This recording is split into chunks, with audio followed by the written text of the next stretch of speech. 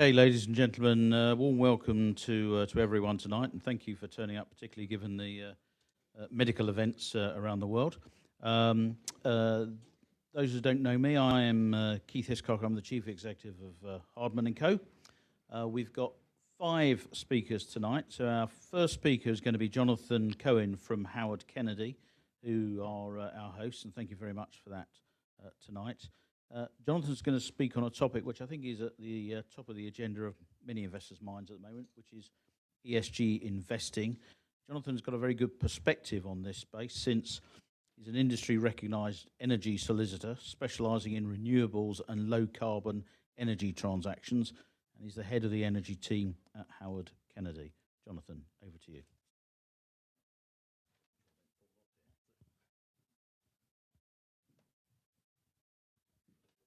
Thank you, Keith, and good evening, everyone. My name's Jonathan Cohen. I'm a partner and head of the energy team here at Howard Kennedy, and we're delighted to host this Hardman Investor Forum this evening.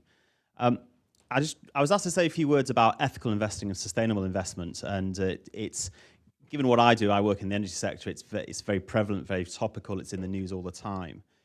And what's quite clear at the moment is investors are now recognising climate risk as a key investment risk, and so climate risk will impact the physical world as well as the global system that finances economic growth.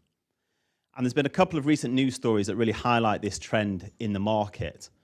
The first one is BlackRock, the world's largest investor, recently announced they're placing sustainability at the heart of their investment approach, and so they won't be investing in fossil fuel or dirty energy assets or projects. And the second one is an interesting one in relation to Barclays, the investment bank. Various shareholders and pension funds have urged Barclays to stop lending to firms investing in fossil fuels. And so a group of 11 pension investment funds managing more than £130 billion worth of assets have filed a resolution which, if passed, would mandate Barclays to set clear targets to phase out services to energy companies that fail to align with the Paris Agreement's global commitments to cut greenhouse gas emissions. So this just shows some of the recent events that's highlighting this trend in ESG, sustainable investment, ethical investment. So it's all positive news, but there was a recent Schroders 2019 global investment study that said that 25% of people who were surveyed feel prevented from investing in sustainable investments due to concerns of giving up financial returns. So I guess this investor perception needs to change in the marketplace. A bit about this evening. The presentations are due to finish at 7:55, but please do stay for drinks and canapes and continue networking until 9 p.m. And on that note, I'll pass back to Keith, who will take over from here and introduce the presentations. Thank you. Jonathan, thank you very much for that. Okay, so we have 4 companies or funds speaking this evening. You'll find you should have had a pack on the way up that contains a copy of the presentations being given tonight, together with a 4-page note from us on each of the companies, and importantly, a feedback form. We'd be very grateful if you could fill in that form as we go along tonight with your impressions and views about the presentation. So without further ado, let's move to the first company, or the first fund, which is RM Secured Direct Lending. RMDL aims to generate attractive and regular dividends through investment in debt instruments which are backed by real assets, led by exceptional management teams. They look for, in particular, high cash flow visibility. The average yield, well, it may have changed given what's going on in the market, but the average yield when I last looked on the loans was 8.58%, average life 3.42 years. About half the loans are linked to LIBOR, and about half are senior secured, if I got that right. And the fund's got a market cap of £130 million. We're very fortunate this evening to have James Robson, the Chief Investment Officer, to present.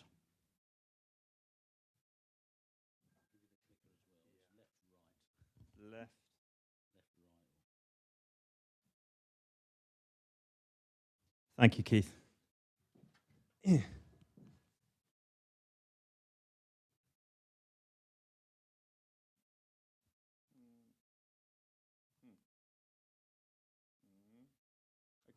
I'll try not to page turn too much, but I think if I just follow through the presentation so that you can all follow me. Okay, good evening, everyone. I'm James Robson. I'm the Chief Investment Officer at RM Funds. As Keith mentioned, we're going to talk about RM Secured Direct Lending, which is one of the strategies that we manage at RM. Really, RM Secured Direct Lending is a non-bank lender. So we're focused on making loans to three sort of categories of loans. The first would be to middle market corporates. The second would be to project finance, so specific assets such as real estate. And the third would be asset finance, sort of pools of assets. We really are focused on capital preservation and income for investors. This is, a bit of a tortoise and the snail, and I'll come on to that. And we're very much the snail. Our focus is to deliver steady income of 6.5 pence per share per annum. And we've generated that in 2016, which is actually 4.2 pence, but that was our first year of ramp up. 2017, we achieved 6.5 pence. 2018, our last year, we achieved just over 7 pence. And for this year, we'll be targeting the 6.5% run rate. We've had a stable net asset value. So the assets of the company when we launched in 2016 was 98. And at the end of last month, it was 98.31. Unfortunately for us, I would say that the share price is not necessarily reflective of that. And obviously, the share price trades around the net asset value. Traditionally, we've traded at a premium. I think this investment trust is very highly regarded by our peers and just generally by the market. But unfortunately, just given recent events, we have started to trade at a discount. So if we look at our 6.5% run rate and the current share price today closed at about 90, to my mind, that would imply an over 8% running yield, if I look at this from a debt perspective. I'm pretty much aligned with our investors. We own as a business 1.1 million shares. I think that's a typo. I think it's 1.2 million now. I own, I think, 300,000 shares myself, and the broader management team do the same. So I think we've tried to align ourselves very much with the investors, which I think is relatively unusual in this day and age.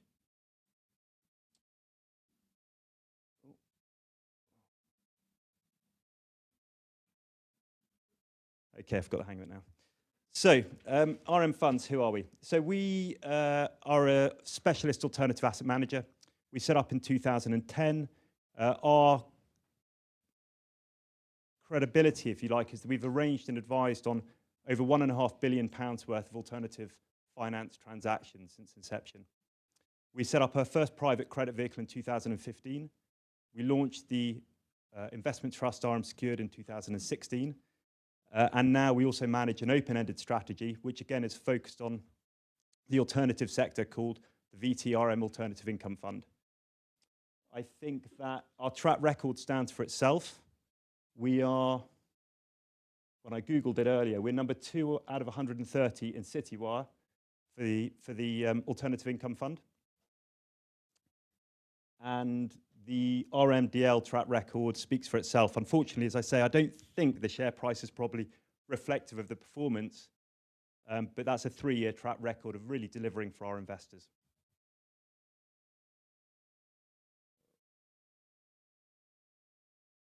So, senior management team, as I say, I'm the Chief Investment Officer. Pietro Nichols co-manages the investment trust with me. And you'll see that we've got a deep management team. The head office is in Edinburgh. And we have our London office just off Liverpool Street. So, now to the interesting bit, current market conditions. And I obviously wrote this slide and sent it to the Hardman team before the excitement of the last sort of 48 hours really kicked off. What does this show us? So this graph here, the purple line is the crossover index. And for those that are familiar with it, or those rather that are unfamiliar with it, that's the spread of the 50 most liquid high-yield names trading in credit derivatives in Europe. Okay, so the spread starts off in 2011 at 800 over, and it comes into here Jan 2020 at just over 200, and it starts to widen out to about 300. It actually gapped out 24 hours ago to 500. But broadly, what we're saying here is that spreads are at record tights. Record tights. Investor protections are also very weak. So it's a lender's market. It has been a lender's market for the last 5 years. So what that means is your covenants on transactions are light or they're non-existent. You're structurally subordinated. You're in all sorts of funny places of the capital structure, which potentially as an investor, if you're lending money to people you don't want to be. So it's a curious position if you landed from outer space, because you would land here and you would say, I'm being compensated, the least that I've been compensated since the global financial crisis, and I'm taking the most amount of exposure. And on top of that, if you put in what's happened with rates products and duration risk, you're also taking an enormous amount of rates exposure as well. And there's I digress, but if you want to Google the Austrian 100-year bond and look at the price movements of that, you can see the effect that duration has, especially on these long-dated instruments, and it's clearly very dramatic. So I think these are things that we don't really like in credit. At RM, when we look at this cocktail, we don't think that's very compelling to invest in corporate credit under those terms. And actually, if you look at that little gold line along the sort of top there, that's the average yield within our portfolio. Okay.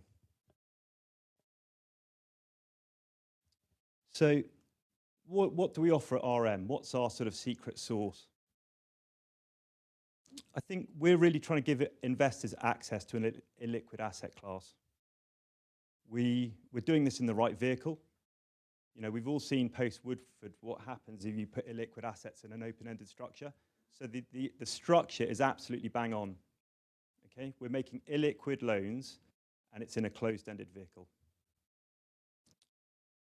We, as a manager, have a proven ability of sourcing these transactions.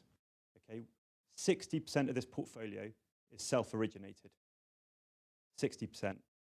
So you can't get exposure to that through any other portfolio.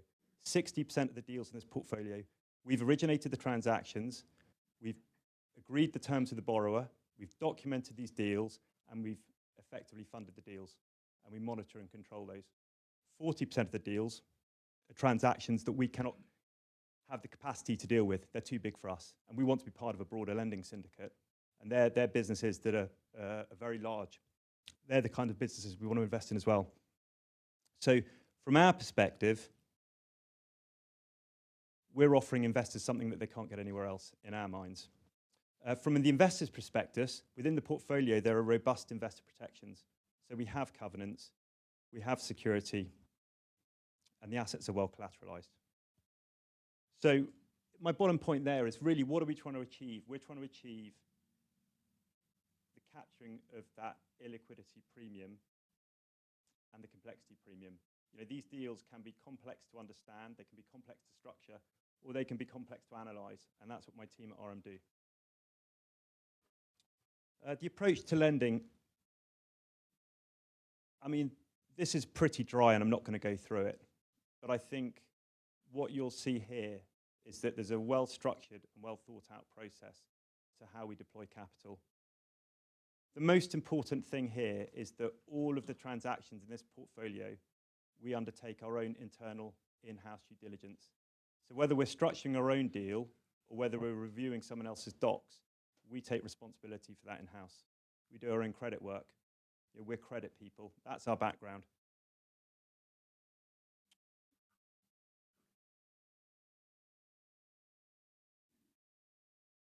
We have ESG criteria in here as well. It's actually not in the wagon wheel, but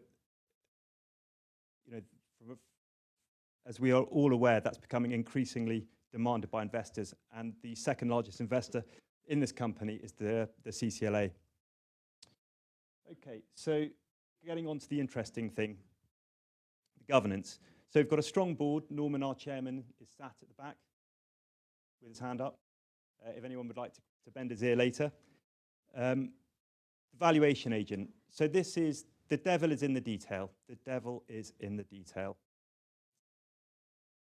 When you're investing in a private credit investment trust, make sure they have an external valuation agent, because ultimately this valuation agent is responsible for the asset value of the portfolio. There's an embedded conflict of interest if I'm marking our own portfolio. Okay, that's sounds very obvious, and it is, but it's something that many people miss. So when we review the net asset value of our business, or of the investment trust, that net asset value is something that can stand up on its own 2 feet. And then the other point is the accounting policies.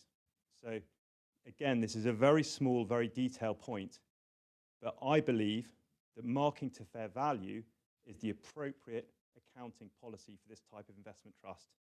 And what that means simply is that on a monthly basis, the investments are marked to where there are discernible prices.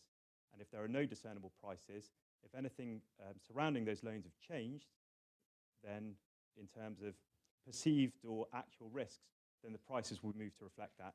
So on a monthly basis, when we release our NAV, you see the mark-to-market moving throughout the portfolio. It's not just a linear progression, and then you have a problem, and then there's a downdraft. It moves. It's constantly changing. Okay. So just a quick slide on our NAV, and this is really the hare and the tortoise. And it's a pity I didn't do this slide a week later, because it would have been a bit more flattering in terms of our performance. But you'll see it's just a very steady progression upwards to the right. And I wouldn't really expect anything less. If you look at the bottom sort of bar chart, you'll see the actual monthly NAVs, and they move around. So this isn't some sort of fictional expected loss that's put in a model and I've hit Shift F9. There's actual monthly marks that are going within the portfolio. It generates a net interest income, which, as Keith rightly said, is 8.5% or 8.55% gross yield.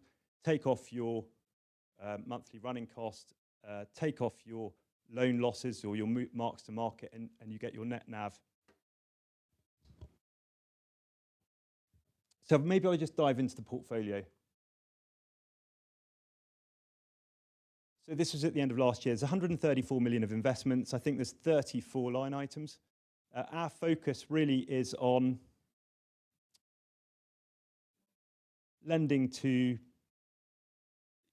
businesses with tangible asset backing. I mean, it's a relatively straightforward concept. You know, to that end, our focus has been on the social infrastructure space. So we call it cradle to grave. We've had a real focus on lending to childcare nurseries. We've have investments within student accommodation. We've got some decent exposures to aged care and care homes. We also look to lend to real estate assets such as hotels. We have pools of asset finance that I spoke about earlier. So, for instance, Pratura Asset Finance in Manchester. We fund a portfolio of over 1,000 diggers and pieces of heavy equipment. So it's a very, very diverse pool of loans. I've tried to break down the metric of leverage, which we technically look at it in a number of different ways, and we can look at that cash flow or loan to value, but I think most people really like it distilled in a loan to value metric. So the portfolio value, 61 to 75% of the loans have, 54% of the portfolio has a loan to value of 61 to 75%. That's the sort of sweet spot for us. That's the area that we're operating in. If we look along the bottom wagon wheels, what it's saying here is that 59% of our borrowers are sponsor-backed. So effectively, they're private equity-backed. Now, that comes with its own challenges because private equity typically wants to put as much leverage as possible into a business. But also, they have capital, they have structures, they have good management processes. So we do like private equity. So we like working with borrowers who are sponsor-backed. Half the portfolio is senior secured, and the rest is junior secured. And there's another couple of metrics there. But broadly, half the portfolio is senior, the other half of the portfolio is junior. The way that we split the book down is to looking at half the portfolio is within corporates, and the other portion of that is effectively project finance or asset finance. And finally, half the portfolio roughly is fixed and half is floating. So the duration is very modest.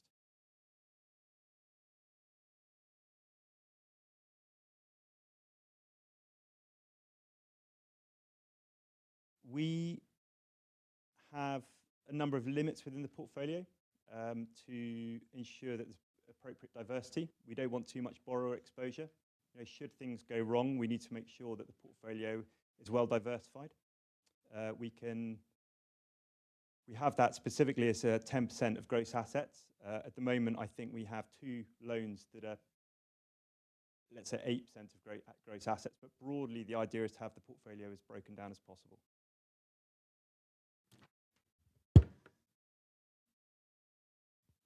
And that's the wagon wheel there, relatively unexciting, I would say. So I think that's me. I have hopefully given you a good flavour of what we do. I'm not sure how much time that took up. There's room for some questions. So I've been speaking at you. Would anyone like to ask me any specific questions?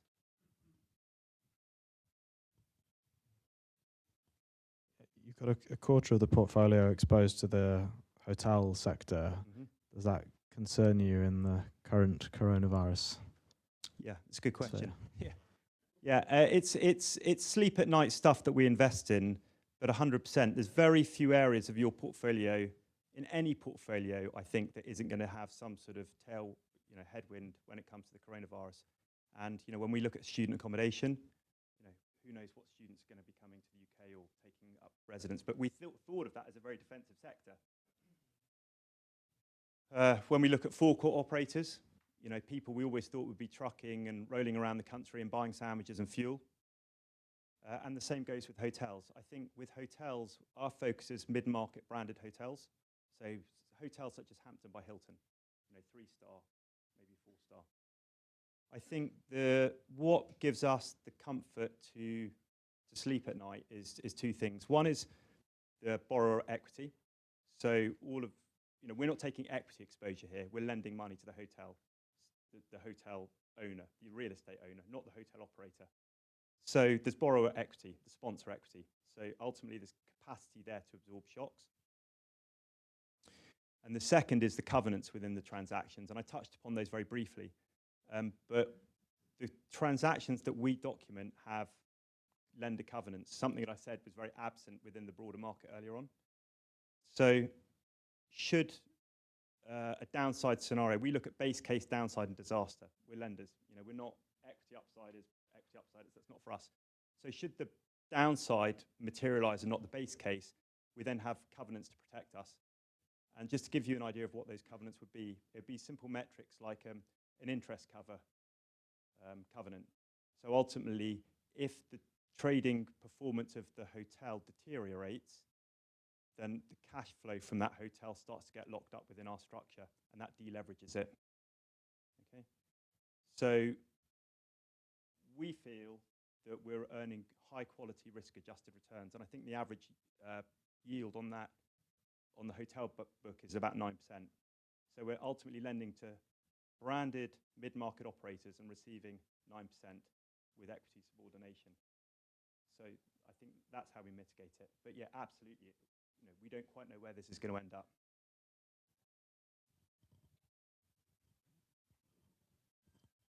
What is your bad debt experience? Okay, so that's another good question. So I don't look at it really in bad debt terms, insofar as we only have 34 investments within the portfolio. Okay, we mark to market the portfolio. So ultimately, the expected loss, if you like, is within the mark. And if we look through the fact sheets, you can see that happens on a monthly basis. So I left some presentations around the room at the back with our monthly fact sheets on it. And on those monthly fact sheets, you can see the net interest income that gets generated by the portfolio. You can see the net return per month, and the difference is clearly the loss rate. And that loss isn't a write-off as such. It's just marks that we put into the book on the basis that there might be a downside situation occurring here, or the price, a third of the portfolio, as I mentioned earlier, I might not have mentioned it, is priced externally. So there's potential visibility in the market through the investments that we're in. So they're marked externally via a company called Mark IT on the bid side. So that company might be performing fine. If we look at Elysium Healthcare, is a healthcare business that we invest in, and I think the Mark IT mark for those last month was 93. So that, you know, Elysium is performing, but there's a 7% markdown, if you like, within that part of the portfolio, just by virtue of where the actual or perceived risks are in the market. So it's not a write-off, if you like. Does that make sense? Have I explained that in a very complicated way?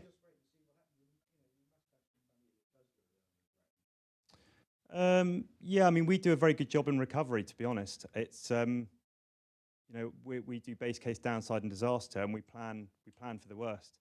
So, as you say, money that goes down the drain, we haven't had yet, but we mark appropriately. So when you're in a downside situation, you move the mark lower. So the key point for you as an investor is you don't have a sudden announcement saying that the net asset value has gone down by 10%. You see it in the mark every month.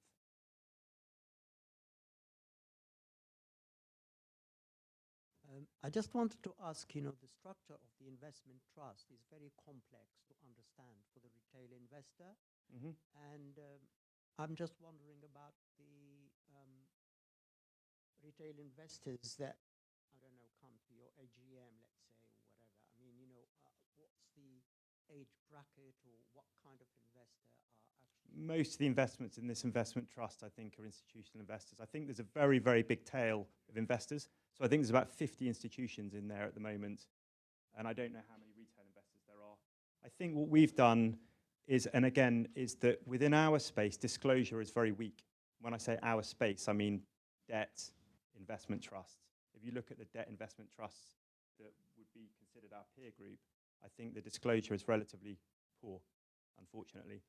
And you're right, the structure is possibly hard to understand when you can't actually see the underlying investments, or you have no visibility over what's going on. So our view is that it's the investors that own, obviously, the company, and therefore they have a right to understand what's going on, and therefore no one has any surprises. So our disclosures are very good, and we distribute our monthly fact sheets on our website every month on the 16th of the month, or the following Monday.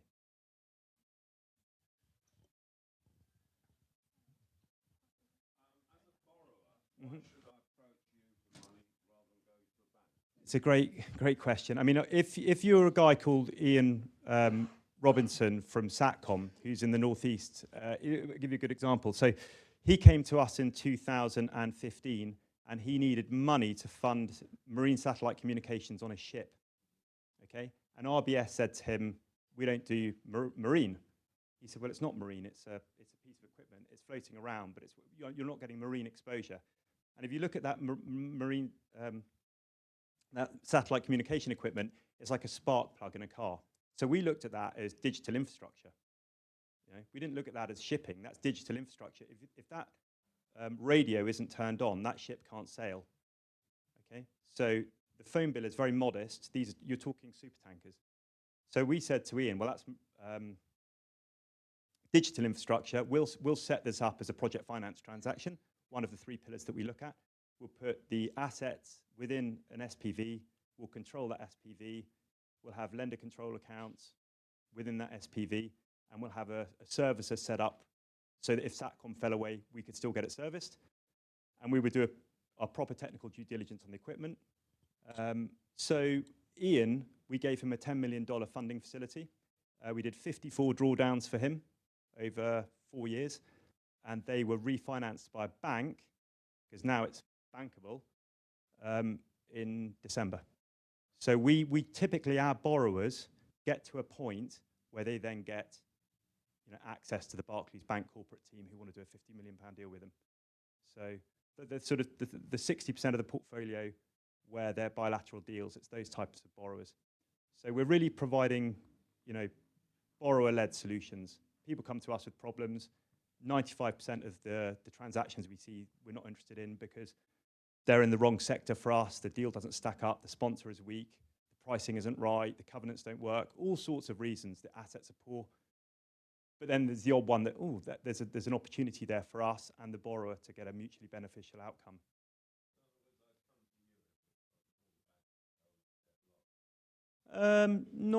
Possibly, but I think there's a, you know, the paradigm from the alt-fi space is that people said there was a new paradigm, that the non-bank lending space arrived because there was, the customers weren't being serviced by banks. And actually, I think what we're finding out is that a lot of these alternative lenders have sprung up, lent money to people that should never have been lent money in the first place.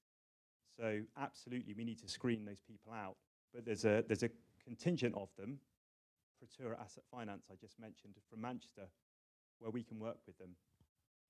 Now, other borrowers are very big. We invest in Mechelen, it's a Finnish healthcare business. The sponsor put in €1 billion of cash, and we're in the loan. So we're dealing with some very, very big sponsors and some very, very modest sponsors.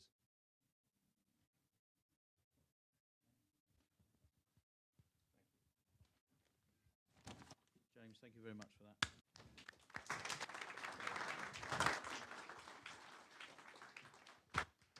Okay, so just a reminder about the feedback forms, if you can fill them in as we go along.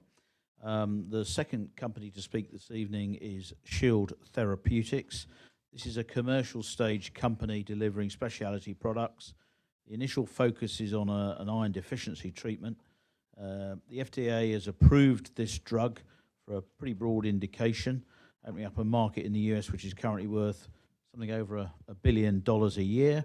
And we're expecting a US partnership deal sometime this year. On the financial side, the company's got a cash runway well into 2021, even without a US deal. Market cap is £166 million, or it was when I put this together a few days ago. And we're very fortunate to have Carl Sterrett, the CEO, as our speaker this evening.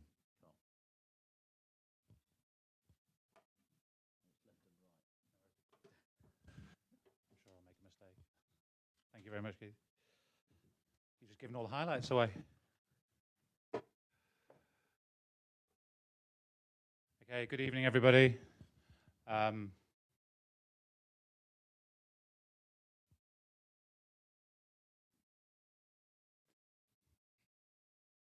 we go. Okay, so I'm Carl Sterrett. For those of you who don't know me, I'm the CEO and founder of the business. Thank you all for coming out this evening. I was sort of half expecting to walk into a fairly quiet room, actually, so this is very reassuring. Okay, so we are an AIM-listed biopharm company, ticker STX, around about 150 million, give or take. Obviously, the markets are a bit chaotic at the moment, which the value of which is really underpinned by our European and China transactions with Norgine and ASK. I'm going to focus a little bit on the China transaction because I think it's probably gone a little bit under the water since it got announced. Plus, there's obviously a substantial upside from a US transaction that we're working hard to get over the line at the moment. So our primary focus, as mentioned by Keith, is Ferrocru or Acrifer. It's a treatment for iron deficiency anemia. Actually, it's been approved for iron deficiency, which is a much broader indication, which is relevant because if you treat the iron deficiency, you stop the anemia, and the anemia market alone, globally, is probably worth $3.5 billion a year, of which most of it is driven by intravenous products, and a couple of them at that. So approved in all the major markets now, Europe and the US, also approved in Switzerland, with work going on in some other markets. The drug is supported by 3 positive phase 3 studies in different indications and different types of studies. So there's 2 placebo-controlled studies and also a comparator study to the leading IV product. And as I mentioned, we've already started the out-licensing process in 2 of the markets. We also have, we're not a one-trick pony, we also have a second product in development, which is a treatment for a complication of renal disease. So patients who have late-stage chronic kidney disease or have moved on to dialysis will have a problem of retaining phosphate. And phosphate is in pretty much everything that you consume, in literally almost in your tea or your coffee, but certainly your ham sandwich, all those types of things. And if you've got healthy kidneys, you just get rid of the phosphate very simply. But if you don't have healthy kidneys, you end up retaining the phosphate. That gets deposited in your blood vessels and leads to an additional risk of cardiovascular events, stroke and heart attack. So pretty much every single person who has end-stage renal disease will be on a phosphate binder, and it's quite a significant market opportunity. but the drugs are pretty awful. So it's not unusual for a patient to be maybe taking 15 to 20 tablets a day just for their hyperphosphatemia. And we have something we think is much simpler. We're a pretty straightforward company. We are about 20 people. We have a lot of experience in the business. Myself, I think when I first started Shield, I'd probably say I had about 20 years experience. I've got a little bit more now. Across the team, I'd say in the 6 of us who really control all of the major silos of the business, the major skill sets, there's probably knocking on 200 years of experience. We've been working for small pharma, biotech, big pharma, development, commercialization, the whole shebang, really. And as Keith said, we have plenty of cash out through next year, and that's without the US deal. Just a quick at what's happened to the share price. You can see the big jump around July, August last year, which was related to the FDA approval. And we sort of maintained that for a while, and then we've had a bit of profit taking going on in the early part of this year, which of course has then been exacerbated by coronavirus and the furore around that, which is directly in line with all of our peers, really. I think clearly it presents an opportunity for buyers. And if I compare that, or if I move that across to where the valuations are from the various analysts who cover us, you can get a sense here of where we sit and the potential upside, even just based into the European and China transactions that we have completed. The slide deck is available, so I'm not going to stand on this for a long time, but you can see very clearly analyst targets are much higher than current market cap, and there's clearly further upside in that, particularly with the US deal. Okay, so let's just focus a little bit on China, though, because I think China is the future. And there are really significant structural changes going on in the Chinese healthcare system that create opportunity, especially for proprietary medicines. So we have done we agreed an exclusive license, announced an exclusive license with a company called ASK. I'm not even going to attempt to pronounce their Chinese name. But they're a pretty substantial company that we'd never heard of before we started our process in China. It led to an $11.4 million upfront payment, which will be mirrored with Chinese approval. And there'll be different ways to get approval, and I'll touch on that in a second. Up to a further $40 million in sales milestones and tiered royalties range from 10 to 15% of net sales. Plus, of course, they also pay for the product. They are responsible for all clinical and regulatory activities, and of course the manufacture, and of course the commercialization of the product. So no costs fall to us in this as well. Why ask? So they're not a particularly old company, but China's been going through just a constant revolution, really, economically. They're listed on the Shenzhen market. It was important for us that when we first went to China and started looking around and talking to companies, it felt like a little bit like the Wild West. Very hard to understand the history of these companies, so we decided that we would really only focus on companies that had a public listing. And as you can see, we've ended up doing a deal with a Shenzhen-listed business, about $2.2 billion market cap. They have about $600 million in sales annually. 2,500 people, of which about 1,000 of them are sales reps. So they can clearly get into the market for us as well, with a focus on GI and oncology. Both are our key areas for iron deficiency anemia. Getting the drug approved in China could form one of two routes, really. The simple way is the Chinese authorities accept the European approval and the US approval, and they allow us just to do a bioequivalence study, but they accept all the efficacy and safety data that we've generated already. And that would be probably a process that would take maybe a year and a half. Conservatively, we assume that the Chinese authorities will require a phase 3 study, which will probably take about twice as long. But again, there's no cost to us. It's just really the time to market. We'll probably have a better idea in the next 6 months of where the Chinese government sits. Everything obviously has gone into lockdown. The beginners come out of hibernation. But they've locked down cities of, these guys are from Nanjing, a city of about 8 million people, and the streets were just deserted. Okay, the market opportunity. Why is China so attractive? Well, first of all, obviously, it's the size. 1.4 billion people. It's thought that there are about 20% of the population are iron deficient, much higher than the Western world generally. Fair enough, many of them are in rural China, so even if you just focus on the cities, if you assume that the cities have a higher rate, just work through, we expect a price similar to Europe, so around about €2 a day, give or take. Even with a 5% market share of the iron deficiency anemia market in China, you're looking at a potential for over $300 million of sales annually. If you take a bottom-up approach rather than that overall market approach and just look at where we've got some phase 3 data in IBD and CKD, so I guess you would refer to that maybe as the low-hanging fruit, approximately 3 million patients have CKD or IBD and are suffering from anemia related to those diseases. And for CKD and IBD, anemia, so chronic kidney disease and inflammatory bowel disease, so Crohn's and colitis, and also celiac disease, those patients routinely have an iron deficiency anemia with their disease. If you assume that patients maybe use 6 packs a year, this is a drug that comes in 28-day packs, so it's 13 packs a year. You can see that anywhere between $1 billion, or if you go 6 to 12 packs, $1 billion to $2 billion. And if we take a 30% market share of just that CKD and IBD market, you're up to $300 million a year again. And there's lots of progress to be made in China structurally. The Chinese government have made it very clear that they want proprietary medicines to come. They're providing better protection. There's always been a fear about IP, and we're clearly an IP-based business.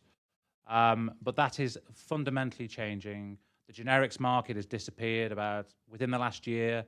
The Chinese government have cut the prices of generics by about 90%, which has removed a whole swathe of generics from the market. And it's just making it much more Western. They recognize, when you look at the Chinese universities, they're producing many, many novel chemical entities that they want patients in the West to use as they develop them. So there's got to be a quid pro quo around competition and also around protection. Just looking at the US market, obviously a much smaller patient population, looking at about 360 million people rather than 1.4 billion. About 9.5 million patients have an iron deficiency anemia, and you can see how it breaks out. GI indications, women's health, and chronic kidney disease really form the majority of the market opportunity. And there's probably about 2 or 3 times again having iron deficiency. So again, this is sort of the low-hanging fruit, the IDA population. What about some of the market dynamics? So obviously, the US is a very highly priced market. We would expect, if you look at the IV products, Europe to the US, generally you're looking at about 3 to 4 times the price in the US. The market, from a volume perspective, is overwhelmingly controlled by the orals. There's about 10 million prescriptions a year for oral iron therapies. And actually, the patients pay for those themselves. Even though it's prescription, the class is tier 1 medicines, so they're 100% copay. So even if they're $50, $100 a month, the patient pays for them. From a value perspective, it's overwhelmingly IV, even though they make up a tiny percentage of the overall prescriptions. Much higher price, and that's just the drug cost. On top of the drug cost, you have about the same again in treatment costs. So it's about $3,000, $4,000 a year in drug cost average per patient, and about the same again. And they have a very significant copay on the administration, but not on the drug. And the market's growing very rapidly in the US, really driven by 2 products, 2 IV products. One called Injectafer from a Swiss company called Vifor, and an American company called AMAG with a product called Ferraheme. Injectafer is the 1,000-pound gorilla in the room, though. This is a product, they've done a fantastic job of commercialization. If you think these are non-acute diseases, and they have developed $1 billion market from an acute therapy, you have to go into hospital to have this treatment because of the risk of anaphylaxis, the risk of a peanut allergy type reaction, and people die from these products. There was recently a drug approved, another IV product approved in the US, which had a reported rate of 3 anaphylactic reactions per 1,000 injections. Now, 3 doesn't sound like a lot, but if you're one of those patients and there's about 1 million IV iron prescriptions a year in the US, that's not a nice thing to happen to you. So they have to be given in a hospital with all the concomitant protection. Now, we have a product that has comparative data to IV iron, or non-inferiority data is the technical term. So we've shown that Ferrocru can provide the same benefit to patients with regard to their hemoglobin levels and their iron levels without any of the risk and without having to go back into hospital for repeat therapy. So we think this presents a huge opportunity for Ferrocru. Just touch on what the disease is. So iron deficiency, obviously it's about conserving hemoglobin. Primarily, that is the ultimate aim of the body, to conserve hemoglobin to be able to carry oxygen. But actually iron is involved in a whole range of things. So by the time the patient is actually anemic, they've been iron deficient for a long time and they've got all sorts of problems. None of them are going to kill them. These are not acute issues, but they lead to significant morbidity, significant economic impact, recognized by payers. It only occurs in 2 ways: when you either don't absorb enough iron, perhaps through your diet, or perhaps because you have a disease that prevents absorption of dietary iron, or through blood loss. So often CKD patients, for example, will suffer from both ends, that they'll find it difficult to absorb because they've got systemic inflammation, but also they will lose blood through their CKD issues. And it attacks a whole range of issues, from being elderly and having less acid in your stomach, which makes it hard to absorb iron, all the way through to those chronic diseases I've mentioned. So why is Ferrocru so different? So there's lots and lots of iron tablets out there, but unfortunately the vast majority of them are salt-based. So they have an iron attached to something in the gut that has to separate out because it's too big to be absorbed. And in that separation, you simply get lots of free iron in the gut. Now, that iron is highly reactive, lots of energy, and it either agglomerates together and causes constipation and discomfort and can't be absorbed, or it gets involved in something called a redox cycle, which causes lots of free radicals to be produced. And those free radicals in the gut cause pain, inflammation, and lack of absorption in the end. Ferrocru is not a salt. It's a covalently bound product that uses a ferric ion with 3 small sugar-like molecules called maltol. And they are able to repel everything else away from them in the gut to stop the iron becoming free. If the patient is not iron deficient, it just passes through them safely. If they are iron deficient, the more iron deficient they are, the more they absorb. However, you don't get overdose with this drug either, whereas you can with excessive IV iron infusions. So it carries all the benefits of convenience of oral, but also significant safety as well. Fully patent protected across a range of elements to the product. Okay, sorry. Okay, so what happens? Generally, patients get diagnosed with iron deficiency, and they are given one of these salts. They're cheap, they're cheerful, and if you're one of the patients for whom they work, you don't get all the stomach upset, brilliant. That's what I would take. But if you are one of the patients with lots of stomach upset from these drugs, you need something else. And why would you go to hospital for an IV infusion? And this is where obviously now Ferrocru can sit in the treatment algorithm. I'll just touch on where we are with commercialization. This is in our trading update from about a month or so ago. So at the moment, Norgine are commercializing the product in Germany and in the UK, specifically England, whilst they are markets that are price-taking rather than price-giving.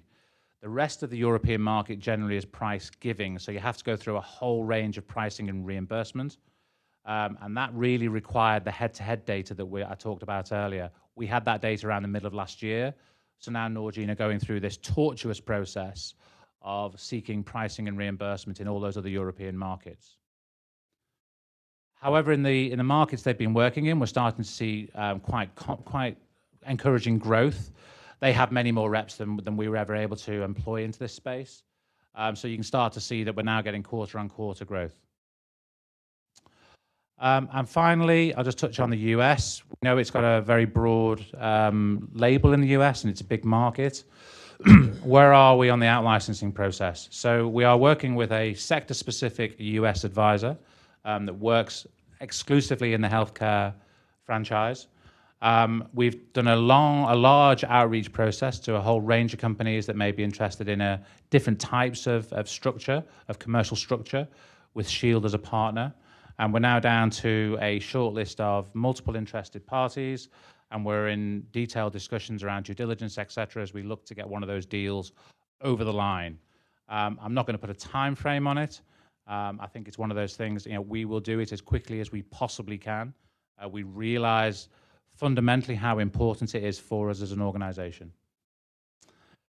Okay, at that, I think I'll draw it to a close and take some questions.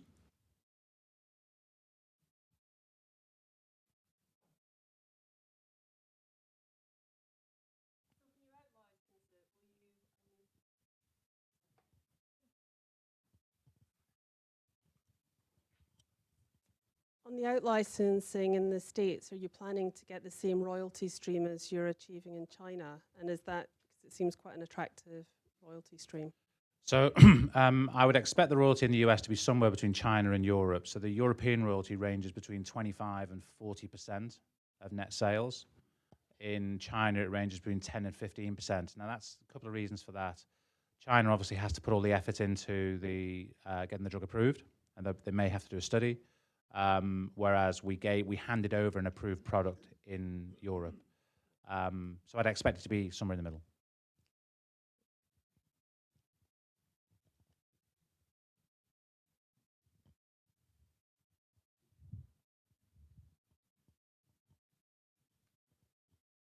Could you comment on the mechanics of distribution? How is this drug adopted? How difficult will it be to oust the incumbent drugs, although you appear to have a technical advantage in practice?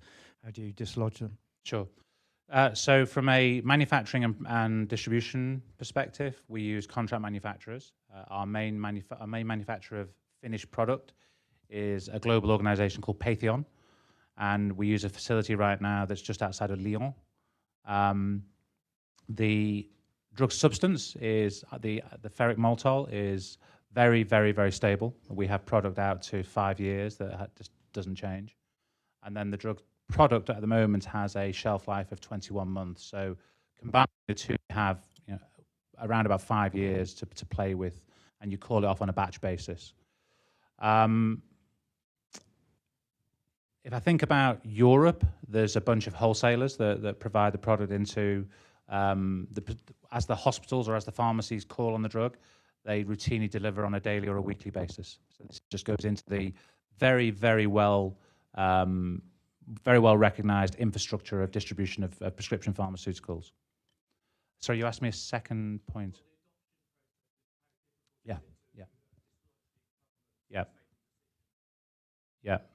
Yeah. So our positioning for this product, so I talked earlier, so if I take the US market with about 10 million prescriptions a year for iron therapy, of which about 11 million, about 10 million of those are for oral agents. Perhaps half of those patients fail those therapies through, generally just through the inability to tolerate the issues with those drugs. Right now, only about 5 to 10% of those patients go to IV iron, and there's often a waiting period as well. So our first target, I think we've got 2 initial targets. Ignore the patients who are effectively treated with oral iron for a start. Using the head-to-head data, you go after the patients who are on IV therapy already and who are coming back for their next infusion. If you look at the data in our head-to-head study, there's approximately about an 88-day median time to next treatment for an IV patient. So they get about four treatments a year, which requires them to go into hospital each time for a couple of infusions, split by 2 or 3 days.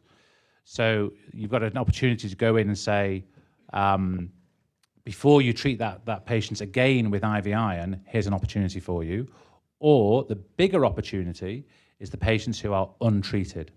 So our focus is on, and if I look at how Norgine are doing this, our focus is on a specialty sales team who go after conversations with the specialist prescribers, so the consultant physicians, gastroenterologists, nephrologists, etc.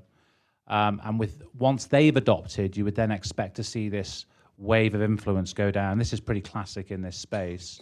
A wave of influence go down over the junior doctors and eventually into the primary care physicians. You think about primary care, this drug will probably end up in primary care in the long run.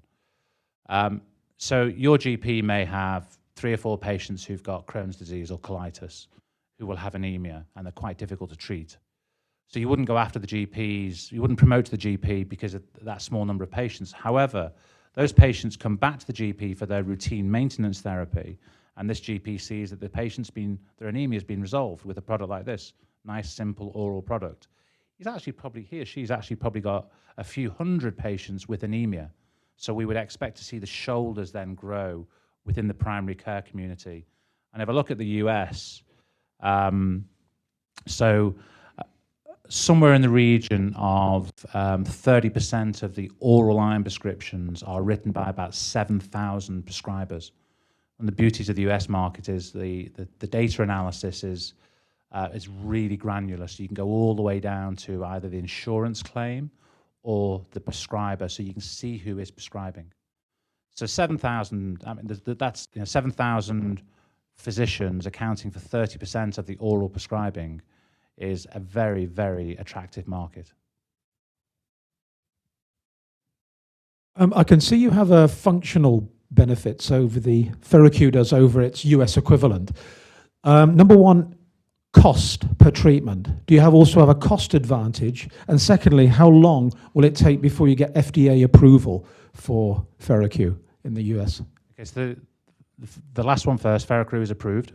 So it got approved in the second half of last year, which is why we're now going through the licensing, commercialized partnership discussions.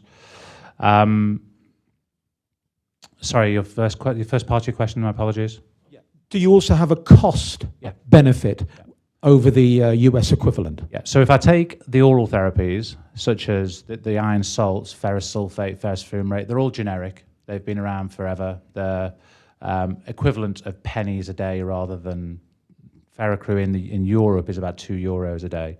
We'd expect Ferroque to be maybe $8 a day in the US, and that is priced at a point that's about equivalent to the average use of IV iron through a year. So they would take our drug on a daily basis. They would take IV iron about 4 times a year. You get about the same cost of $3,000 to $3,500 a year per patient, gross. On top of that for IV, every time the patient has an infusion, which if they're having 4 treatments a year, it's 8 infusions, it's about $500 an infusion. So the aim here is that Ferroque, for the overall treatment cost, Ferroque will be about half of the product it would be marginalizing. So it provides the commercial payers with a significant advantage, and the commercial payers in the US account for the vast majority of the market opportunity.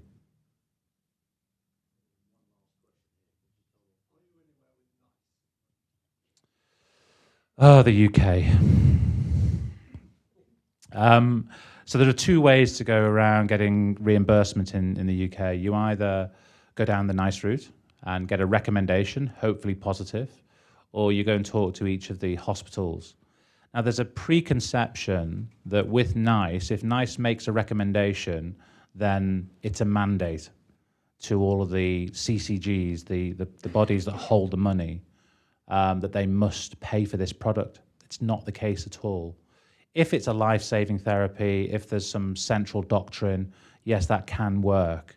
But unfortunately, NICE makes recommendations only. So for a product like Ferroque, the time it takes, you've got to go into a queue for NICE to consider a review, or you can pay NICE to review it. You then obviously run the risk of them saying, we don't think it's cost effective. We don't think that's the case with this product. But putting all of that into context, as a small company that we are, we decided that we would avoid the NICE process and start targeting the bigger units in the UK. So, for example, in the northeast of England, there's something called the Northern Therapeutic Advisory Group. Now, that's a collection of CCGs that cover everything from the Scottish borders down to the Darlington area in the northeast quadrant of the UK. And they make one recommendation that is adopted by all of their members. So they've recommended that Ferrocru can be used in patients who've failed existing oral therapies before they go on to intravenous iron. And that's a significant, and the same in the London network as well. So we've tried to focus on the areas of the UK where there are big collections of payer groups, and we've stayed away from, and this is unfortunate, it leads to some patients not getting access to therapy, but you stay away from the smaller hospitals or the smaller CCGs that are not part of a consortium, and they will come later. One more? I'm sorry, I can't hear you.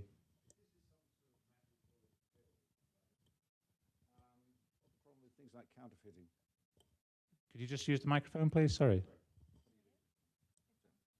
How do you deal with things like counterfeiting? Counterfeiting. So obviously the drug is manufactured in a controlled environment. It's a prescription. Each product gets its own unique identifier. And generally, if a patient starts to take a drug that is counterfeited, then they're not going to respond to hemoglobin. Hemoglobin is something that is just not a placebo effect. So I don't think you can necessarily stop it coming into the market, but then you can try to identify it if it does. In reality, it's not a problem that we're going to face until we have a product that is really significantly commercially successful, because there are far, far more targets for counterfeiters to go after right now. Thank you.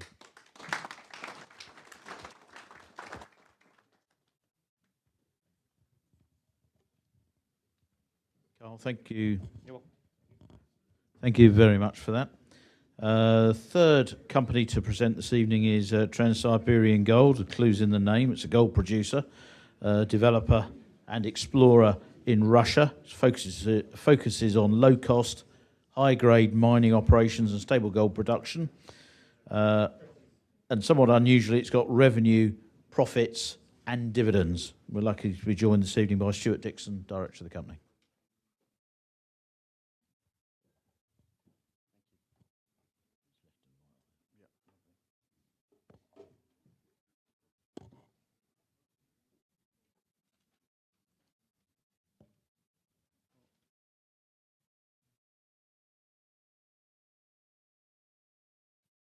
I don't know anything about this.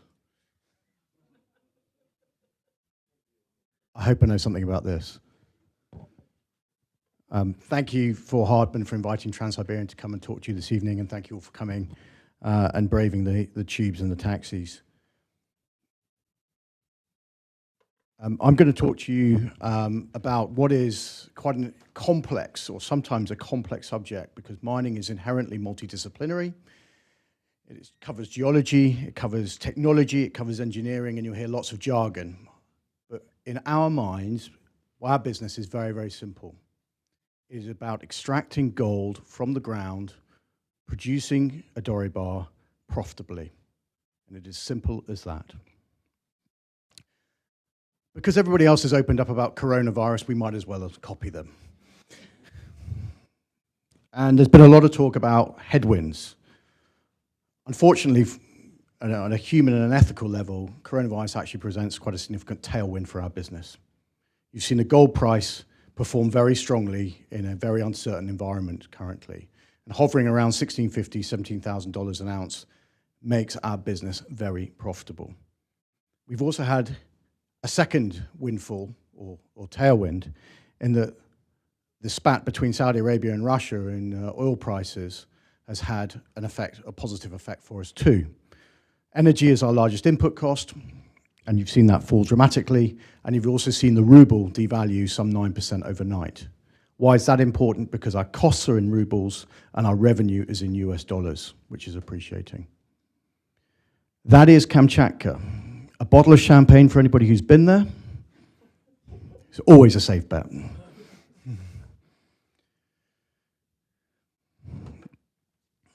So what are we? Trying to squeeze a 20-year-old company into 10 minutes is enormously challenging, so I'm just going to focus on some of the key things. AIM listed in 2003, largely a dormant company for the markets for quite a long time. And what changed in 2017 is you had a change of leadership, which really meant that we wanted to use the markets more efficiently. And we hadn't had to use the markets because of our ownership. The company is majority owned by a multi-asset manager based in Moscow. And we'll talk about United Financial Group a bit later. But the key critical date is 2011 when the company started to come into production, and we have a 9-year track record of gold production from the Asacha gold mine. The Asacha gold mine is on the far right of Russia. It's the Far East. It's an underexplored economic area. It's a beautiful area, as you've seen from the previous slide, and it is a 9-hour flight from Moscow. So we are talking wilderness here. We're talking about supply chains, but we are also talking about employing 700 people in an underdeveloped economic area, and that is important to that region, which makes us a significant company in that region. We're actually closer to the US than we are Moscow. So that's our share price. It's a nice hill, or red run if you're a skier. We had a great summer last year, and then we had two double whammies, basically, to talk very frankly with you. We had a resource downgrade. What do I mean by that? We thought we had to say that we had less gold than we thought we had, and we'd been advised we had. That's as simple as that. And we had to give some very clear guidance around how much gold was left in our mine, and we've been very clear and consistent on that. It's 4 to 5 years based on the current resource inventory. And you can see the effect that's had on the share price, as well as one small family office deciding to exit, having been a patient investor for some 13 years. And I think that's the key thing, patient investors. I talked about United Financial Group. They have been in a mining stock as a non-mining investor, as a geographic financial investor for nearly 15 years. So that makes us very unusual, but it also means that we are very disciplined in how we approach our business, because when you have an investor like that on the register, it means we are very focused about financial returns, and we'll come on to that in more detail. For those of you who will have maybe heard all the myths and all the horror stories and some of the spiciness that comes out of Russia and resources, I've got to let you down gently. There's no oligarchs, there's no Mayfair offices, there's no yacht in Monaco, and my PA is not a supermodel. And that bears testament to the fact that they're not. These are my colleagues. Proven Russian experience is really the point I want to draw your attention to, and particularly my UFG colleagues who have 2 decades of experience of investing in Russia. So why is this? Should this hopefully be a little bit of interest to you if you don't follow mining, or you're just interested in something that's a little bit unusual? Well, we are unusual, as I said, by our ownership. We're also unusual in that we beat expectations. We produced $63 million of revenue, and importantly, we paid $21.5 million of dividends in under 4 years back to shareholders. So it comes back to this financial discipline. Why are we able to do that? And the secret sauce is really that 7.8 grams per ton, and that is how much gold is in a ton of ore that we extract. And I'll show you a slide later that puts us as one of the highest grade gold producers on the London Stock Exchange, and also as one of the highest dividend payers on the London Stock Exchange.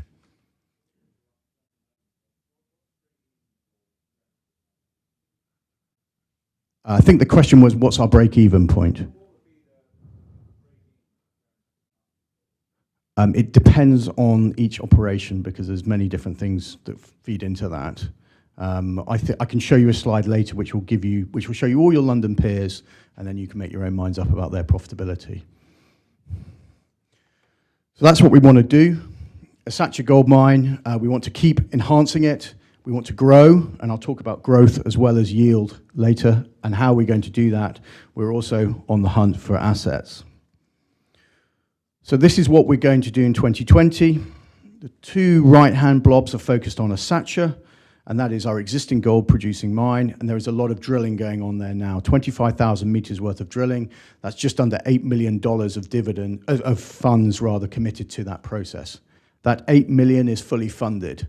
Again, that distinguishes us from quite a lot of other miners that are over that way and have unfunded drilling programs.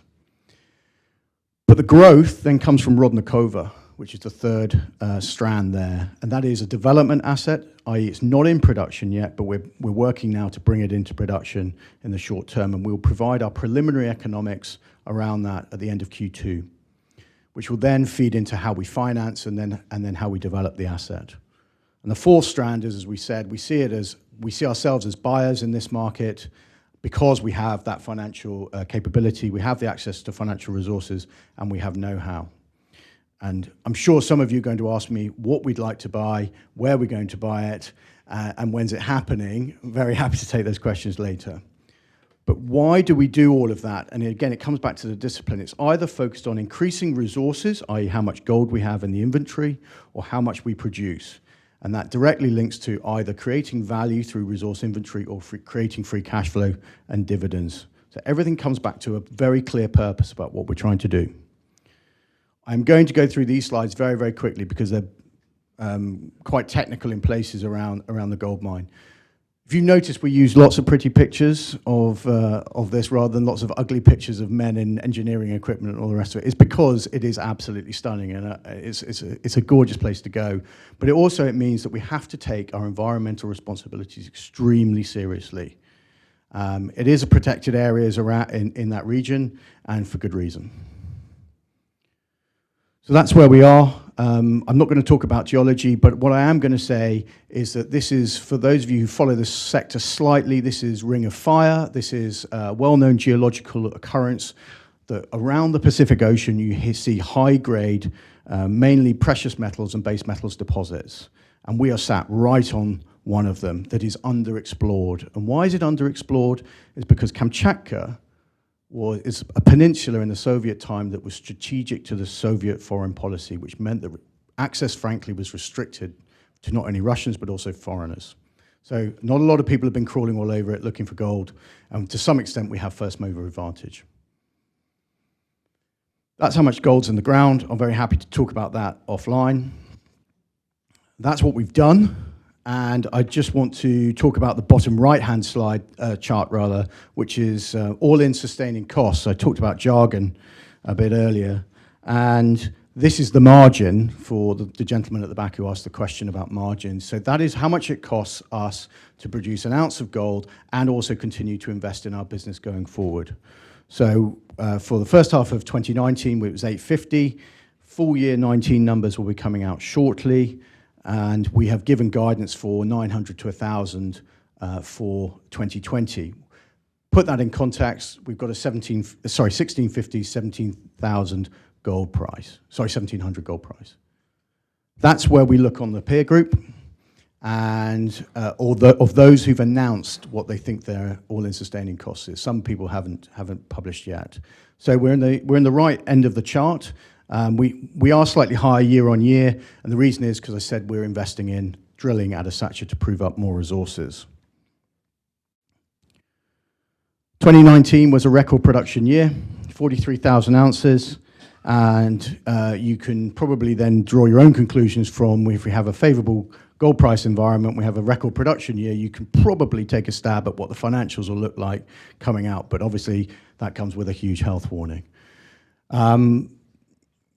This is how we do it. It's a very simple stub-level sloping method. It's shallow, it's 200 meters underground. We're actually going into a hillside, so it's relative levels rather than depth. And as you can see, it's actually reasonably straightforward. Processing, again, is straightforward. It's a off-the-shelf technology, carbon-in-leach process. This is not reinventing the wheel. As I said, we've been in production for 9 years, and I'm sure some of you have heard other gold companies talk about this process before, so it really is nothing new. And the bottom right picture is really the most interesting one. It's the one that really gets me going, because that's what it's all about, producing doré bars of gold, and they are enormously heavy and well guarded, before you ask. Gentleman asked me at the back about grade. This is your London-listed peer group. And as you can see, I've kindly highlighted TSG on the penultimate slide on the chart on the right. Grade is king, is a phrase in the mining industry, as well as cash, because it is directly linked to your ability to generate cash. If you have a high-grade ore body, frankly, for every ton of ore you're moving, you're actually moving more gold. It's as simple as that. As I said, I'll try and keep this reasonably straightforward. But this is what we're doing going forward. We've got a 25,000 meters worth of drilling around Asacha, the existing mine in production. As I said, that's fully funded. And as you can see, some of those grades there are off the chart in terms of peer groups. So we ran at 7.8 grams per ton for 2019. We're drilling 133, 22, 30, etc. So you get a flavor of the quality of the ore body. Thank you. I'm not going to talk about that because I talked about the oil price earlier, but we do get a subsidy from the Russian government. Rodnikova is our development asset, and this is kind of what's coming around the corner and our next mine. And all I want to say is it's more of the same. It's another high-grade deposit. It's 5 grams per ton, 1 million ounces, which we defined in January, came out with a JORC statement on that. And JORC is a classification to give you a level of confidence of that. It's 50 kilometers down the road from Asacha. And when I say down the road, it is a track road. So that's going to present us with some development opportunities about how we process that ore using our existing infrastructure. And more importantly, some synergies. And I'm just going to gallop through all of that and talk about that one, because that's really what you want to see. $21.5 million of dividends in short order. So it's a little gold mine. Come on, I usually get a better response than that. Should stick to corporate finance, not stand-up. So that's really what's coming around the corner. What we've done and what we're going to do, all of that's in the public domain. We're very excited about it, and I'd be delighted to take any questions you may have.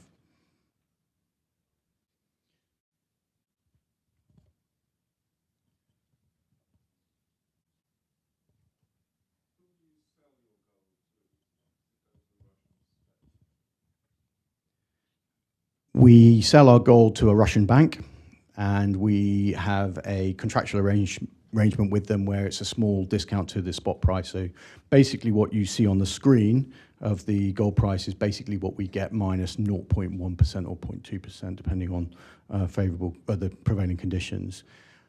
The bank, in turn, we understand, do sell it to the Russian government. And the Russian government, for those of you who are not aware, is one of the largest purchasers of gold on the planet right now. It suits their macroeconomic policy to have a gold-backed ruble. And so what we produce is a strategic product that supports the Russian economy. Correct, yeah.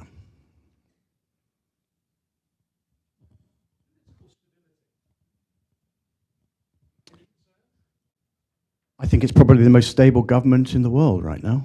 Putin's been in power for well over 2 decades. I don't think he's going anywhere. So, and it sounds like a slightly glib answer to your question, but actually we're dealing with knowns. We are not dealing with the same political uncertainty that we see in other jurisdictions where our peers in the gold industry operate. What we have is very clear defined regulations and laws, and they uphold them very rigorously. We have no political interference, and I can happily say that. Corporate governance is tight. There are no bribes, and largely because there's no political motivation, because, again, I come back to the quality of our shareholder, which is overseas foreign direct investment into Russia, and also we have no oligarchs or politically motivated individuals. And frankly, I think if I was being a little unkind on the company, we're probably too small to be a political football in Moscow.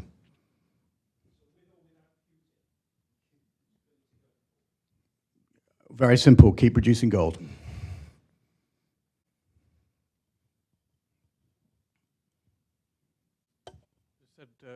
Russia wants gold for backing its currency. Is there any risk of nationalization? I don't think so. One can never be 100% certain. I mean, we might nationalize the railway tomorrow, I don't know. In fact, based on my experience this afternoon, I wish we would. As I said, we are sub-strategic level in terms of size of deposit. We have no direct experience of expropriation of mining assets of our size and similarity in Russia. So it's a very different case with oil and gas in Russia, and there have been some well-known expropriation history in there. Again, look behind that, and you'll see some very clear politically motivated actions, and I think we're different in that sense. So it's not something that we worry about, but it's not something we're complacent about either.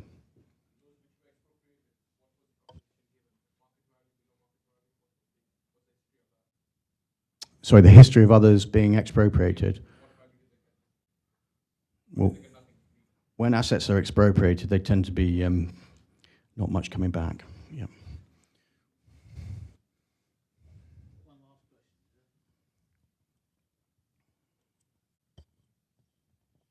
You did mention the oil input price. Could you tell us what percentage oil is of your input price? And secondly, I see from the research report that the indication is you're going to have your results, your full year results in June. Why does it take you so long to get them out? So let's deal with the first one, energy costs. Energy costs are somewhere between 35 and I think 39% of operational costs. And that's broadly similar to a lot of other gold producers and, frankly, mining operations. It's a significant line item for us. The second bit of the question was, why are we so slow to report? We like to get them right. We don't have a history of restating. And, you know, you can see the time zones we're managing there, frankly. We're a reasonably small company. We only have 20 staff in Moscow that deal with our finance and administration, and they're dealing with a time zone which is, I think, 8 time zones across. So it does take a bit of management, that. We're getting better at that, but I don't see a reason why we need to report any quicker. We don't certainly feel under any pressure for it, and we will, of course, continue to observe the statutory requirements.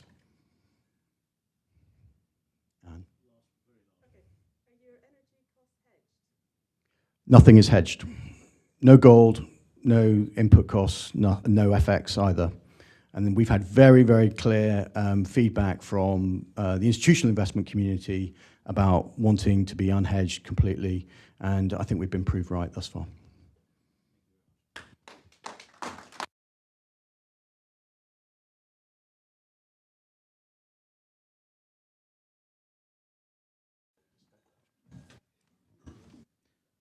Stuart, thank you very much for that. So the final fund to present this evening is Pantheon International. There's a lot of talk in recent years about the growth of private equity, perhaps at the expense of the public markets. And for many investors, it's quite difficult to get exposure to. Pantheon gives you that exposure. It's a FTSE 250 company, market cap something over £1 billion. More importantly, it's got a track record going back some while and has generated an annualised NAV growth of 11.6% since 1987. And we're very lucky this evening to have Helen Steers present to us. She's a partner and her particular specialities are in PIP and the European primary market.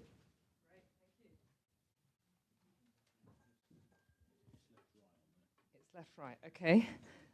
Well, good evening, everybody, and thank you very much for making it through to sort of the end of the evening. And I promise that I'm the only thing between you and the drinks at the back. I will try not to overrun. And I think I've got to. Am I going the right way? Oh, the other way, right? Okay. Never give a clicker to an engineer because we are technologically challenged. There we go. Right. I do like your pictures, though. I wish I got pictures like that. Am I still going? Right. Okay. Perfect. Great. Right. To turn to private equity. So, in a nutshell, as Keith mentioned, Pantheon International PLC, or PIP, as we call it for short, ticker PIN, is a private equity investment trust. We've been going since 1987. Track record of outperformance over many different investment periods. We're a company of scale, so $1.5 billion in NAV, and managed by Pantheon, which is a specialist private equity investor, been around since 1982. So PIP was really almost right at the beginning of Pantheon's existence. So I've got the performance stats there, and you can go through them at your leisure. but you can see that against the public equity indices, we've done very well over various different time periods. And I'll talk a little bit later on about why private equity can outperform. So who is Pantheon? So apart from being a building in Rome, which you're not allowed to visit at the moment because of the coronavirus, and I think that's my only reference to the virus at the moment, we are a private equity, private asset specialist. We've been going for almost 38 years, almost 40 years now. A global player, and really global right from the very beginning. Head office in London, but with sizable offices in San Francisco, London, and Hong Kong. Importantly, we manage $47 billion. PIP is actually a very important client for us, but it's not the only client for us. So we've got a number of, in fact, almost over 600 institutional investors, investors that have been with us for a very long period of time. And PIP actually benefits from the fact that Pantheon has such a big platform of investment. So PIP can really piggyback on the expertise that we have of investing in private equity over so many years. Almost 100 investment professionals dotted around our various offices, huge amounts of data. And in private equity, that's really important because there is very little publicly available information on private equity. We collect that data, been doing it for decades, and therefore our databases are probably actually some of the best in the business. So institutional investors have been investing for a very long period of time in private equity because of the outperformance that it provides over public markets. So many institutional investors have quite considerable allocations. It can vary from some of the endowments and foundations in the US that can have 25% in private equity, down to the pension funds who may have in the US sort of 7, 8, 9% allocation. But we actually believe that private equity is suitable for many long-term investors, if not most long-term investors. It has to be long-term because creating value in private equity does take time. The private equity funds are raised. It then takes 4 to 5 years to draw down that capital into the underlying portfolio companies. And then there's a harvest period when those investments are sold and the money is returned to investors. It's actually a self-liquidating asset class. However, if you're not an institutional investor, it can be quite difficult. You've got to lock up your capital for a long period of time. The minimum investments in private equity can actually be quite large. Some of the major buyout funds will not accept you unless you can put in $20 million. So that's, I don't know about you, but I don't have that sort of change in my back pocket. And also, if you want to invest in a broadly diversified set of private equity funds, you need to multiply that a few times over. So you need to have a diversified portfolio. And it's not easy, actually, just getting access to the funds, investing in the funds, monitoring the funds, and actually, importantly, the administration is difficult. So just in the last 12-month period, within PIP, we managed 1,500 separate distributions and hundreds of calls. Now, that's a lot of administration. Now, PIP solves all of this because being organized as it is, as a closed-end company listed on the London Stock Exchange, for the price basically of one share, you basically get all of that in a package. And we think a closed-end company is a great way of investing in private equity because it's a liquid way of managing these illiquid assets. So closed-end funds, as you're aware, don't have to sell underlying assets. Everything is done through sort of buying and selling on the exchange.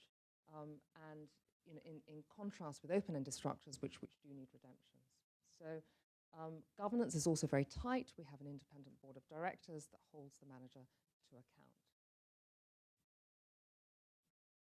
So turning to the private equity market, why do we think that this is a market that's here to stay and an exciting market? Well, you've probably read quite a lot of analysis over the last few years about the shrinking public market. Now, of course, public markets have been increasing in terms of capitalization, but in terms of the number of opportunities, they've actually been shrinking. So since 2008, the reduction in the number of public companies has been about 3% a year, whereas the increase in the number of private companies has been almost 7% per year. So private equity as an asset class has been expanding. We now have about $4 trillion under management globally in private equity, and it sounds like a large amount of money until you compare that with the combined market capitalization of the FANGs, which I think is also about 4 trillion. So the whole of the private equity asset class is equivalent to those few high-tech companies.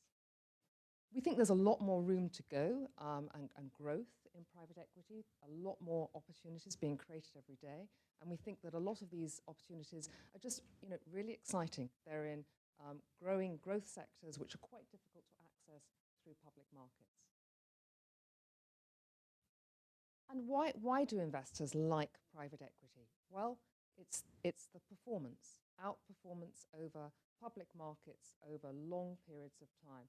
And what we see here in the chart, two charts here, first of all, on the left-hand side, return by different private market strategies. So the big round blob there is private equity in general. And then you can see it broken down by the sub-asset classes, so by buyout, venture, private debt. And you can see there that, yeah, sorry. Oh, sorry about that. Yes, okay. I did tell you I was technologically challenged. So my first career was an engineer, and you can tell that I've gone on to sort of alternative career. Yeah, my coordination, obviously, I'm a better skier than I am a microphone holder. Apologies for that. So private market risk and return on the left-hand side by sub-asset category. And then importantly, on the right-hand side, this is actually why private equity is quite difficult to invest in and why it takes a specialist investor, because dispersion of returns is actually very large in the different sub-asset classes. It's the largest in venture, which may be what you might expect, but even in buyout, you can see that there's a huge difference there between first and third quartile. So I've talked about the attractions of private equity to investors. It's the returns. But why would a management team in a company want to work with a private equity firm? And this sort of then underpins why we think the asset class has still got a lot of room to grow. Well, many private companies don't actually want to go public. They like the long-term investment horizon.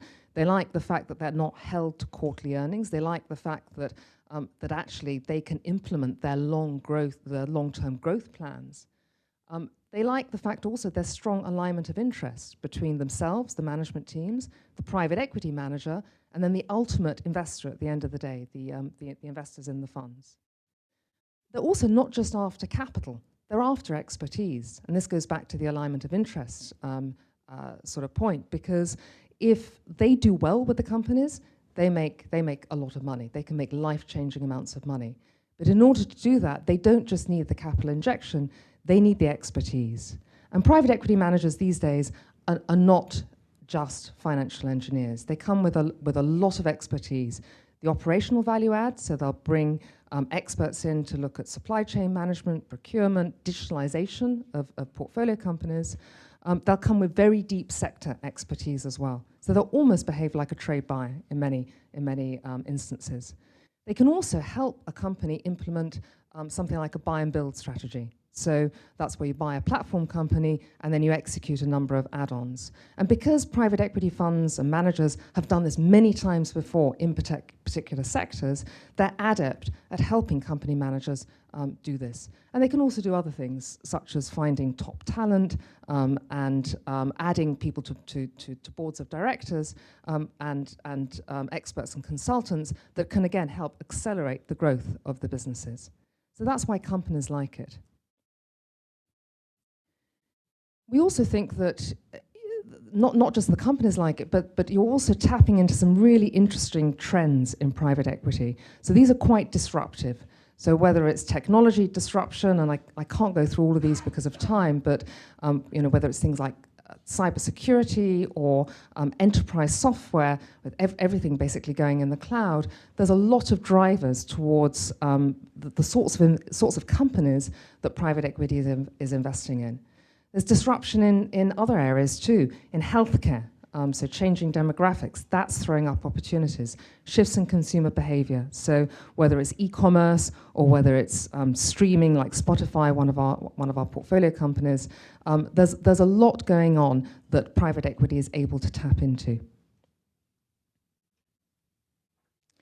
So if it's so attractive, and if we think that performance has been great and will continue to be good in the future, why does the sector trade at a discount? Well, that's a huge question, which I will try to answer. It's not just Pantheon International that trades at a discount, it's the whole sector. So looking at this, we believe there's a number of different reasons for it. First of all, it is perceived as a complex asset class, difficult to enter, long-term asset class. The information and transparency point, we can actually get all the information that we need from our private equity managers and from the underlying companies. But there is this perception, and often sort of fanned by the media, I think, that private equity is an intransparent, opaque asset class. It's perceived as an expensive asset class, and it is very resource intensive, and private equity managers are not exactly badly paid. However, when you look at the sort of returns that we've been able to make over 30 years, and those are the sorts of returns that the net of fees and costs, and we think will continue in the future. There's also this problem of valuation lags and smoothing of valuations, which sometimes creates a perception problem. And then people have got the memories of the GFC firmly in their minds. How will private equity perform next time round? So at PIP, we try to address these problems, and maybe not taking these in this order, but first of all, education, doing a lot in terms of investor relations, events like this, PR, marketing program. We've just relaunched our website, which I would encourage you all to go and visit. So really trying to get people to understand more about the asset class and about PIP in particular.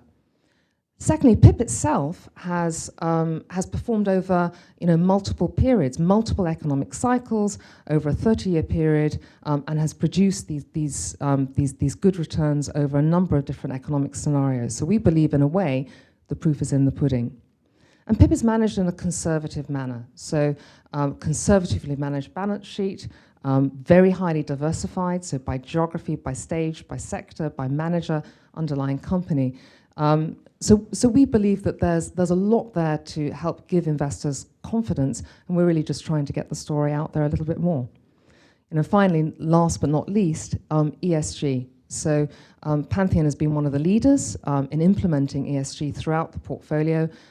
It's not managed by a separate team within Pantheon. Every investment professional has to combine ESG into our investment decisions and into our monitoring. And we believe, again, that greater governance will actually result in better returns in the future, and hopefully also will increase the sort of reputational impact of what we're doing.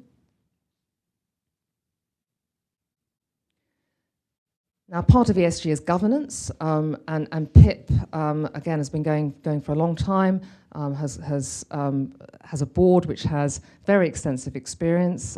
It's a board which has evolved over time. We've just appointed 2 new directors, Dame Sue Owen and Mary-Ann Seagart. We now have 3 female directors out of 8 as well, so we think we're doing quite well on that front. All the directors own PIP shares, and it's a highly engaged board that gets very involved in areas like our investment strategy and really holding the manager to account in terms of our performance and the way that we report. So finally, in conclusion, private equity is a complex asset class, not easy to access. Institutional investors like it, but it's often proved to be a little bit difficult for other types of investors. We believe that PIP actually makes it easy for investors. It makes the public private, in a sense. And when you look at the sort of NAV growth and share price performance that we've been able to produce over a long period of time, lots of different economic cycles, we believe that it's an investment opportunity that really all investors that have a long-term horizon should really be thinking about. So that's it. I'm very happy to take questions.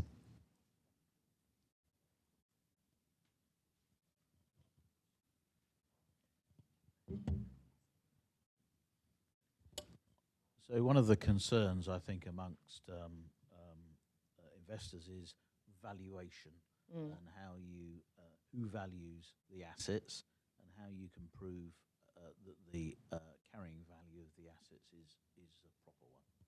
So that's a great question, and maybe if those didn't hear it at the back. Valuation, which I think is a perennial sort of question that people have in private equity. So just to say that all of the funds that we invest in are audited. Okay, Pantheon itself is audited. PIP is audited by EY.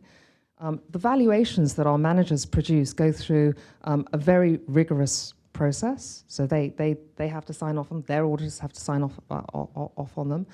And actually what we've observed over time is that the managers, if anything, tend to be conservative with the valuations.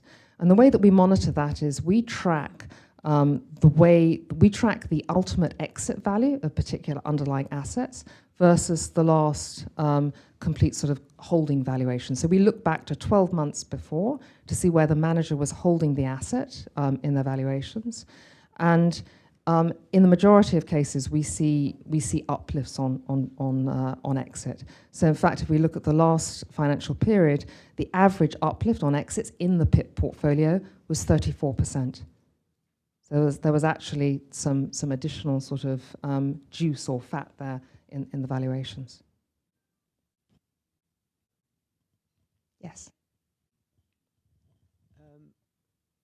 Private equity is accessible to retail investor, for instance, through a VCT, a venture capital trust. Yeah. I mean, that benefits, from the tax relief as well as the dividends are also tax-free, etc., etc. I mean, I don't know how to pose the question, but why an investment trust vehicle cannot be enhanced by offering tax relief, blah, blah, blah, and all the rest of it. In other words, run it as a VCT. Right. I'm not an expert in VCTs, I have to say, but VCTs are usually run by a manager, and it's venture focused. PIP is a very different animal. So PIP is globally diversified, so it invests all over the world. It only invests a small amount in venture. It's about 5% is in venture. The majority actually of the investments are in the buyout sector. I didn't really have a chance to go through the whole sort of underlying sort of pie charts of where PIP invests, but it's more buyout focused. It's importantly though as well, it's diversified by manager. So we have many different managers in the portfolio, which gives you, obviously great diversification, reduces the risk, and it's diversified by underlying investment sector, so by different industry sectors. So it's a very different animal to a VCT. I think you can probably hold both in your portfolio. I'd love for there to be a tax break, but I don't think the government's into tax breaks at the moment. Sorry, I mean, where are you ranked within the sector of private equity? I mean, in terms of your performance. So I think we do pretty well. I think the fact of the matter is we've been around for 30 years, so we've got a very long-term performance to give. A number? Are you third? Are you fourth? Are you at the bottom of the list? I don't have an answer to the rating there, but 11.5% since inception. Oh, okay.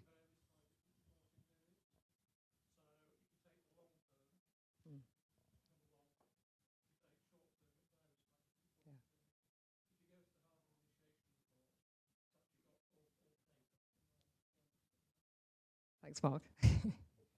There's a question at the back. Oh, sorry. Take that one there first. Sorry, yes, sir. Is it me? Yes, please do. Yeah. Well, I was actually a very happy shareholder in Electra Private Equity. I've had since the day it's floated off.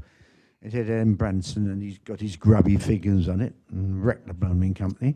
Have you got any large shareholders in, one of these activist investors who are likely to asset strip you, like he did, and flog it all off? No, I think we're very fortunate. We've got a great, very diversified, well-diversified shareholder base, a number of institutional investors, but we've also got charities, endowments, foundations, high net worth, retail. So to our knowledge, we don't. I mean, we're also constituent of the FTSE 250. We've got index funds in there as well. But you know, at this point, we feel good about the shareholder base. Sorry, yes, at the back. Hi, you've got 9% of your assets in funds or companies that have a vintage of 2007 or earlier. Is that dead money? And how do you deal with the funds and companies that have run on and on and on and are probably charging fees to do nothing? That's a great question, actually, because it goes into how we manage our maturity profile, which again I wasn't really able to spend time on. But because of the fact that we don't invest in Pantheon funds, we invest directly into funds, directly into secondary investments, and directly into co-investments, and therefore we're able to really moderate the fund maturity profile. So we try and keep it between 4 and 6 years. 5 years is really kind of the sweet spot, because that's the point at which private equity funds start to really generate a lot of liquidity. So we try and keep it at that level. When the portfolio looks like it's getting a little bit sort of long in the tooth, we can add primaries and we can add co-investments, so recent investments. And we can even think sometimes of selling the older funds if we believe that we won't take too much of a haircut on those funds. If we believe that the portfolio is getting a little bit too young, then we can add older vintages through secondaries. But the important thing is that we keep it in that sweet spot of an average of about 5 years, which is where it is at the moment. In terms of those older funds, 2007 and older, they don't really call much capital anymore. They are still distributing though, because as I showed in the graph, the average private equity fund's got a nominal life of 10 years, but then it's usually got another 2 years worth of extensions, sometimes even another 2 years after that. The average age to liquidation now of a private equity fund, I think, is beyond 13 years. So even though they're getting long in the tooth, they still do distribute some capital, and usually at that point, they're not really charging many fees. But we do look at the maturity profile really actively, and if we think that we can trim the portfolio, we will be a seller as well as a buyer of secondaries. Does that answer the question? Oh, sorry, one more question here.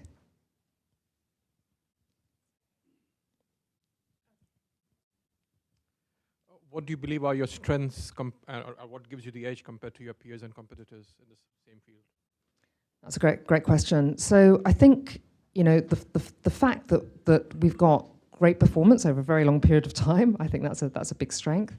But I think secondly, the fact that we've managed through so many different cycles. So we've been through the GFC, you know, we've been through the tech boom and bust.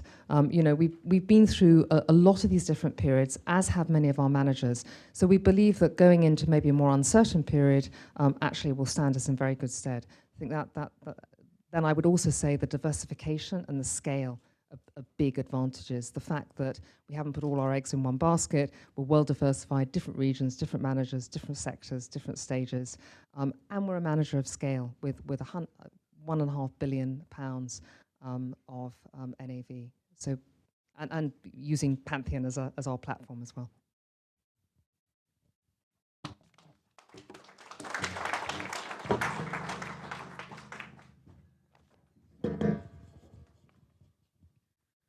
Helen, thank you very much for that. I'll just remind you that there are feedback forms in the pack. We'd be very grateful if you could fill those in and either leave them on the seat or give them to our guys on the way out.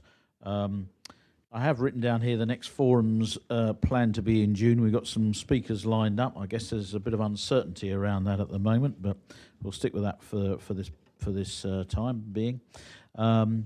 So finally, I'd like to say thank you to all of our speakers. Thank you to our audience for turning up today. I hope you've enjoyed that. That's, as always, a mixture of types of investment, styles of investment, types of returns, types of strategies. Thank you for coming along. And there are drinks and canapes at the back and a chance for you to meet the speakers and ask any questions you didn't feel you could ask in the public event. Thank you very much indeed.